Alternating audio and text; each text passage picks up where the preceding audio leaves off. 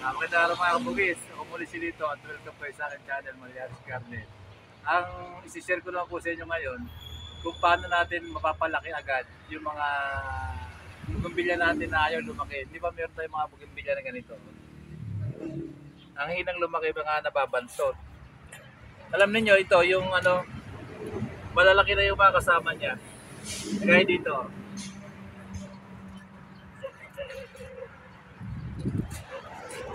ito na yung mga kasabay niya. Malalago na. Pinili ko dito siya kanina. Pero ang gagawin natin ng paraan yun para mapalaki natin agad. Pakita ko lang yung ibang kasamahan niya ito. Yung kasabay niya, nakita nyo yung lupa niya. Pare-parehas lang. Ito yung kasabay niya. Oh. Pero talagang ganyan, hindi nawawala yung ganyan na babansot. Ayan ang gagawa natin ng paraan kung paano natin mapapasabay dito. Bunuhan lang po natin. Pinili ko ito ang liliit. Pero talaga meron nagkakaganito. Meron kasi mga bougainvillea na talagang medyo dwarf siya. Pagkaraan, nagkukulang pa tayo sa abono. Hindi siya makasabay. Medyo dwarf yung itong mga ito eh. Lalagyan lang po natin ng ito, sulfate. Bumili ko kanina, bagong bili ko. Yung ammonium sulfate. 2 kilo, wala pa 50 pesos. So, kaya mapakamurang gamitin. Ganito yung ammonium sulfate. Lalagyan lang po natin ng abono ito. Medyo patagin lang natin ng konti. Ayan. Kasi hindi ko nagpaparehas ang pag hindi natin ginanyan, hindi nagpaparehas ang kalat ng ng abono. Ito, talaga merong ganito. Kahit sa akin, dahil dami kong mga bougainvillea, talaga merong bansot. Baka kayo meron din ganito. Lagyan lang po natin ng abono na ammonium sulfate. Magugulat kayo sa sa ganyan lang karami. Ipitin nyo lang po ng kamay nyo na ganyan. Magugulat kayo sa epekto nito. Yung 15 days, talab na to, biglang lalaki yung mga dahon niya. Pag-uusbong. Ganyan lang ho. Marami. Isang ipit. 2 gilid.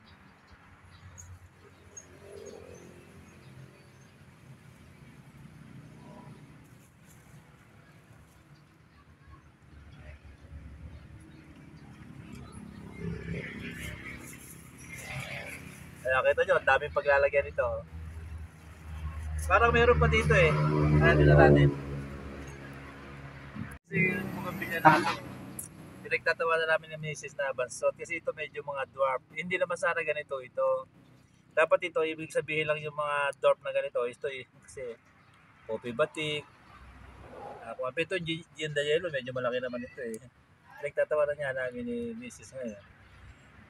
Kahit na itong mga dwarf na bougainvillea sana, malago sana siya. Ibig sabihin, hindi siya masyadong mataas pero marami siyang sanga. Mga medyo pandak lang siya, hindi siya tataas. Ito, pansinin ninyo, walang maraming usbong. Parang yung pinagkatingsang lang, ang tagal na nito, di ba? Kasi pagka nakahalo dun sa malalaki, hindi mo siya napapansin. Mamaya, hanapin mo. Meron pa lang mga ganito. Ganun lang ang gagawin ninyo pagka meron kayong mga bougainvillea na ganito. Ito, kahit na hindi masyadong tumaas, dadami naman yung mga sanga niya. Hindi ko sabihin. Yung mapupuno yan.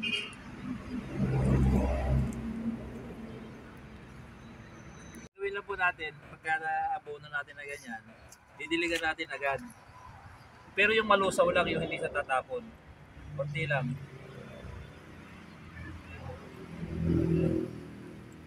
Kasi itong ammonium sulfate kasi, napakadaling malusaw. Sasama siya sa tubig pag marami kayong dinilig. Kaya konti lang.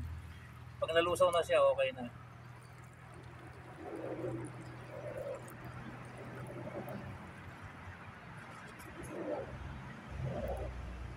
Kasi may mga nagko-comment sa akin na yung mga bougainvillea daw niya,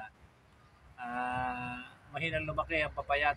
Ganito lang po ang gawin ninyo. Kasi pagka yung mga iba, pagka yung mga, kunyari, tabi-tabi yung mga bougainvillea ninyo, yung ibang bougainvillea nakukuberan, hindi masyado naiinitan, yung iba talagang mahinang lumaki. Pero pag yung mapapansin ninyo, pagka yung mga bougainvillea ninyo, yung masisikatan ng araw, lumulusog yung ano, yung mga sanga. Matataba yung mga sanga niya pag naiinitan. Ito kasi, yung iba, kunyari, kung malaki na ganito, ito, napagitna siya, naliliman na siya na ganyan. Hindi na siya masyadong makalaki kasi hindi siya, ano, para ba naiipit siya. Kagaya dito, oh, namanan nyo ito, matagal na ito. Kailangan lang usbong, pero may ugat yan, buhay yan. So, para pa yun na itubig natin. Diba? Pwede nyo gawin sa mga bougainvillea nyo, talaga napalaki na maitutulong. Lulusog bigla yan, lalapad yung mga dahon. Magsasanga. Yun lang po masishare ko sa inyo ngayon.